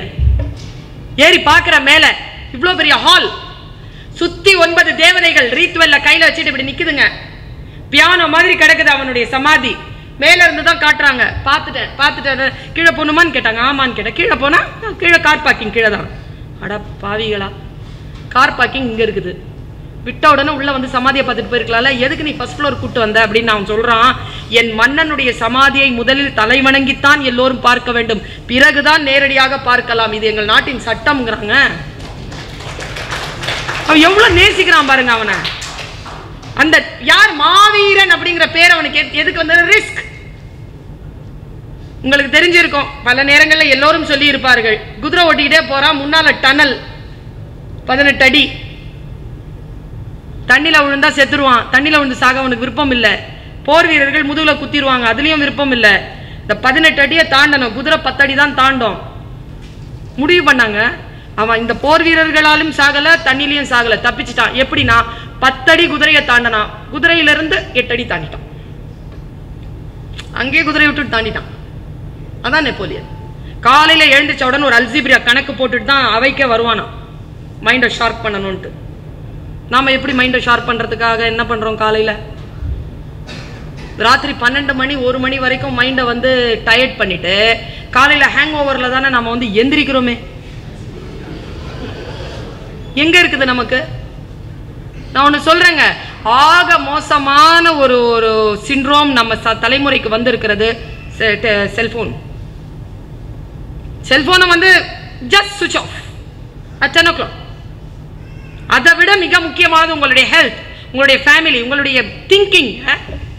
ரீடிங், புக் ஏதாவது ரீட் பண்ணுங்க, ஒரு half an hour 1 hour படுத்துருங்க, தூக்கி போடுங்க. அதை நான் சொல்றேன், இந்த இந்த செல்போன் அப்படிங்கிற ஒரு விஷயத்தை யார் ஒரு நான் ஜெயிக்கிறேங்க. நான் உண்மையாவே, that is my office. I consider my phone as my office. She is my secretary. அவகிட்ட கேட்டா எனக்கு எல்லாம் கிடைக்கும். அந்த தேவைகள் இருக்கிற வரைக்கும் தான் அவள் என்னோட இருப்பா. இல்லைன்னா தூக்கி அவளை பேக்ல போட்டு வச்சிருவேன். மறுபடியும் என்ன அவசரமா இருக்க போது? ஃபேமிலி மெம்பர்ஸ் கிட்ட இருக்கிறாங்க, அவ்வளவு ரோட்ல அவனும் செத்து விழுந்து கிடக்குறான். இப்ப நான் எனக்கு போன் வந்து நான் எழுந்திரிச்சு போறதுக்குள்ள அங்க யார் பக்கத்துல இருப்பாங்க, அவங்க தானே காப்பாற்ற முடியும். அதுக்கு ஒரு 15-20 மினிட்ஸ் ஆகும். அது ஒண்ணு, ராத்திரி எல்லாமா நம்மள வந்து யாரோ ஒருத்தவங்க கூப்பிட்டுருவாங்கன்னு இந்த கம்யூனிகேஷன், அந்த அந்த அந்த சினாரியோ, அந்த புரிதலை கொஞ்சம் நாம வந்து க்ளோஸ் பண்ணி வைப்போம். phone is not for conversation, please girls and boys too. It is for communication. We converse. அவ்வளி patch, chatting. என்னடா பண்ற? ஆரம்பிச்சிருச்சு. 3 மணி நேரம் காலி. அது முடிகிற வரைக்கும் முடிஞ்சது. Don't give that much time to that. தூக்கி ஒரு டைம்ல வந்து அதை தூக்கி, நான் சொன்னல வேதனைகளை வந்து ஒரு ரூம்ல போட்டு மூடிட்டு எப்படி அந்த வேதனைக்குன்ட்டு ஒரு 1/2 hour நம்ம டெய்லி தரமோ, அந்த மாதிரி அதுக்குன்ட்டு ஒரு 1 hour 2 hour தாங்க, அவ்வளவுதான். Don't give your life. Don't give your life. நான் வந்து அதுக்கு லைஃப்க்கு நான் கொடுத்திருந்தேனா, இதோ எனக்கு 42 வயசு, இப்போ 29 நாடுகளுக்கு மேல போயிருக்கேன், பல்லாயிரக்கணக்கான நூல்களை வாசித்திருக்கிறேன், காலேஜ்ல வேலை செய்யறேன், ஒலிவியம் படைப்பகம்னு ஒரு ஆபீஸ் நடத்துறேன், ஃபேமிலியை பாத்துக்கிறேன். அதுக்குள்ளேயே இருந்தா எப்படி முடியும்? உங்களோட பேசுவதற்கு முன்னால் நான் 4 மணி நேரம் இல்ல 5 மணி நேரமாவது படித்திருக்க வேண்டும், இல்லைன்னா என்னால பேச முடியாது. எனக்கு அந்த ஆசைகள் இருந்தால் என்னால் அடுத்த கட்டத்துக்கு வளர முடியாது. இந்த வயதில் ஒரு பெண்ணாக இருந்து இவ்வளவு விஷயங்கள் சாதிக்க முடியாதுங்க. உங்களுடைய நேரத்தை யார் திருடுகிறார்களோ, உங்களுடைய கேளிக்கை மனதை யார் செலுத்துகிறார்களோ, அதற்கு நோ சொல்லி பழகுங்கள், அதுக்கு தூக்கி போட்டு பழகுங்கள். அப்பொழுதுதான் உங்களால் சில விஷயங்கள் சாத்தியமாகும். இந்த ஃப்ரெண்ட்ஸ் அப்படிங்கிற ஒரு விஷயம் இருக்குல்ல, அது ரொம்ப முக்கியங்க. ரொம்ப ஜாக்கிரதையா இருக்கணும். அவங்க கிட்ட குடிகாரங்க மாதிரி கெடுத்துருவாங்க நம்மள. அப்போதான் அவங்களுக்கு வந்து சில பேர் வந்து தனிமையில் இருப்பதற்கு அச்சப்படுப்பவர்கள் தான் போனோடு இருக்கிறார்கள், தெரியுமா? அந்த பெனன்ஸ் சொல்றோம்ல ஆங்கிலத்துல, தவம்னு பேருங்க தமிழ்ல. எவ்வளவு ஏகாந்தம், எவ்வளவு சுகமானது தெரியுமா? நீங்க இப்ப நான் வந்து மரண வேதனைக்கு இப்ப கூட்டிட்டு போய் இப்படி கூட்டிட்டு வந்துட முடியும்.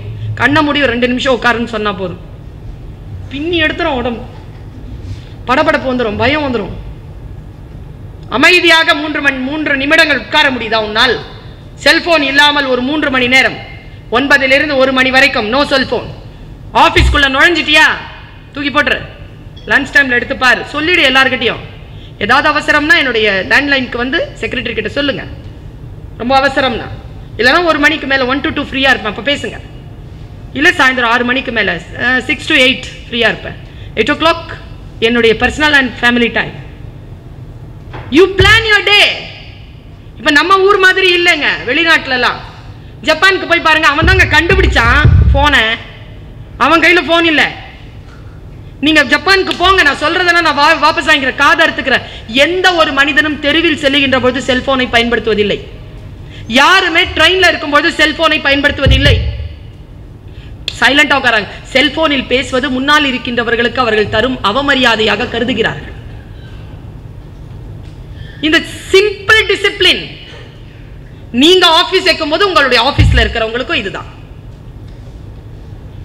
நீங்கள் எப்படி இருக்கிறீர்களோ அப்படித்தான் உங்களுடைய ஆபீஸ்ல இருக்கிறவங்களும் இருப்பாங்க. நான் ஒரு செய்தியோடு எனக்கு புத்தன் ரொம்ப பிடிக்குங்க. என்ன காரணத்திற்காக புத்தன் பிடிக்கும்னா, புத்தன் இஸ் கிளாரிட்டி. புத்தா அப்படினால கிளாரிட்டி. என்ன நினைக்கிறோமோ அதுல ஒரு கிளாரிட்டி.